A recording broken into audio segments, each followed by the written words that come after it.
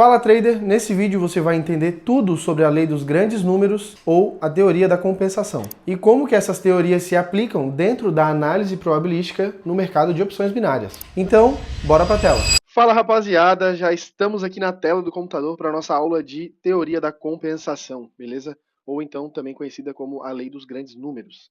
Hoje eu vou mostrar para vocês da história até a aplicação dessa teoria no mercado financeiro, né? O que dá origem às nossas infinitas operações aí, beleza? Então, sem mais delongas, sem enrolação, vamos direto ao ponto.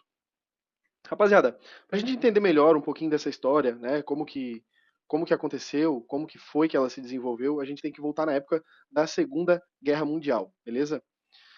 Na época da Segunda Guerra Mundial, existiu um matemático que se chamava John Kersh, está aí na tela para vocês, né? E ele que deu início então ao que conhecemos como a teoria da probabilidade, certo? Teoria da compensação, teoria da probabilidade, como você quiser chamar, tá bom? Então ele ficou preso, né? Ele ficou preso num campo nazista, ele foi capturado durante a Segunda Guerra Mundial. E para passar o tempo, enquanto ele estava preso, ele realizou um dos experimentos mais famosos da probabilidade, né? O que deu início a isso aí. O insight que ele teve mudou a forma da gente entender os resultados aleatórios, né? E basicamente, como é que consistia o experimento dele? Ele pegou uma moeda e jogou essa moeda para o alto 10.000 vezes. Cada vez que caía a cara, ele anotava com um zero. Cada vez que caía a coroa, ele anotava com o número 1. Então, basicamente, foi assim que ele foi anotando todo esse experimento. Tá? O que ele percebeu? Que no curto prazo é um caos total, como vocês estão vendo aqui na tela. Né? Vocês podem ver que não tem equilíbrio, não tem nada. E tá só uma bagunça de 0 e 1 aí anotado. Tá? Só que no longo prazo, conforme mais ele jogava, esse cenário de cara e coroa ele foi se equilibrando, certo? Então ele identificou que no começo não tinha nenhum padrão e no longo prazo, depois de começar a arremessar muito, tudo começou a se equilibrar, certo?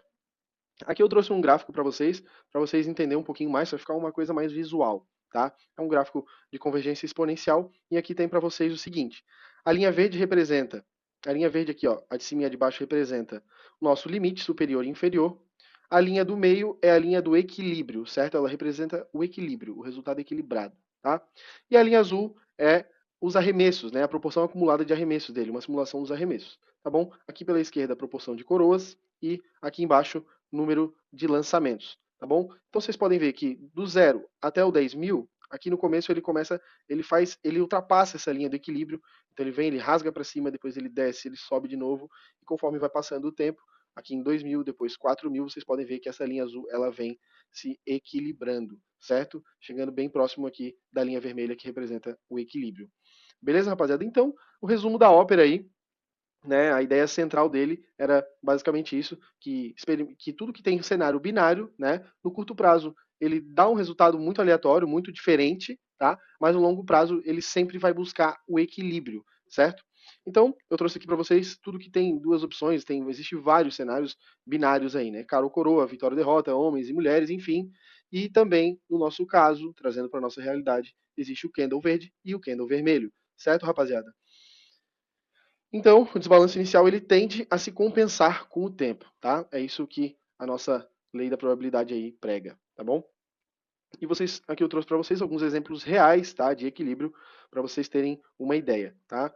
Aqui um exemplo de homens e mulheres no mundo, tá? A gente tem cerca de 4 bilhões de homens e 4 bilhões de mulheres, com pouca diferença, como vocês podem ver aqui, tá bom? Então é um resultado aí de 50%, né? 50 a 49, eles estão sempre equilibrados. Para a rapaziada do futebol aí também, tá bom? Corinthians e Palmeiras, o resultado de vitórias, historicamente, deles também é equilibrado, 133 vitórias do Corinthians contra 136 vitórias do Palmeiras, tá? Então o resultado ele sempre vem se equilibrando, tá bom, rapaziada? E, mais uma vez, trazendo para o nosso exemplo aqui, né, do mercado financeiro, os resultados das velas e dos ciclos também se equilibram em cenários maiores, né? Quando a gente olha um cenário macro, ao invés de um cenário micro, a gente vê que as velas e os ciclos eles tendem a se equilibrar, tá? Inclusive, também trouxe aqui para vocês o resultado das suas operações. É isso mesmo, rapaziada. Se você puxar aí no histórico, tá? Vocês vão ver que as suas operações também têm um resultado bem equilibrado, tá bom? Então, vamos traçar aqui uma linha do tempo, né? Desde o experimento até os dias atuais. Começamos lá com o Kersh e os seus arremessos. Logo em seguida, ele suspeita de um padrão, né? Quanto mais ele arremessa, ele começa a olhar um cenário macro e ele começa a suspeitar de um padrão de equilíbrio, tá? e ele percebe então que numa grande escala o equilíbrio ele aparece realmente de fato, tá? E nos dias atuais, né, em 2017, foi onde aplicaram isso no mercado financeiro, tá? E junto com isso criaram padrões e setups para a gente poder operar usando a probabilidade, né, a teoria da compensação, né? E começaram a disseminar esse conhecimento e agora chegou até você que está aqui entendendo e aplicando ainda hoje, tá bom?